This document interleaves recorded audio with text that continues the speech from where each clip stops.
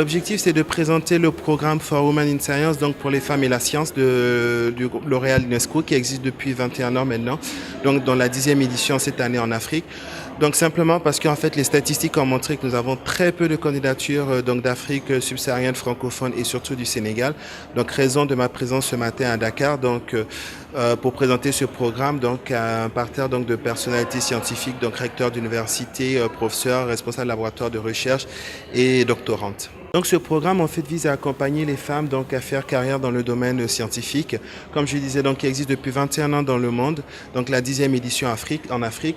Donc l'idée justement c'est d'apporter une subvention financière mais aussi un accompagnement à travers une formation et une mise en réseau.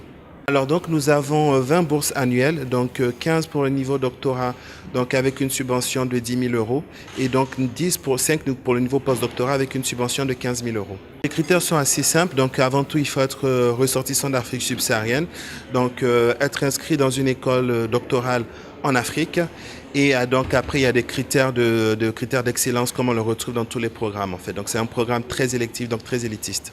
Effectivement, aujourd'hui, il faut bien mettre le curseur quelque part. Donc, nous avons une limite d'âge pour le niveau doctorat et postdoctorat. Nous avions bien entendu ce matin, effectivement, que cette limite d'âge peut présenter une contrainte en Afrique subsaharienne. Donc, comme je l'ai dit, nous allons y réfléchir et essayer d'apporter une solution. Alors, la langue, il faut savoir aujourd'hui que la plateforme est disponible à la fois en anglais et en français, justement, pour donner la chance à celles qui n'ont pas un niveau assez élevé en anglais. Donc, la plateforme est également disponible en français. Alors pourquoi le choix du Sénégal? Simplement parce que nous avons été très sensibles justement à l'approche du Sénégal, donc son leadership dans l'accompagnement justement des femmes dans le domaine de la science.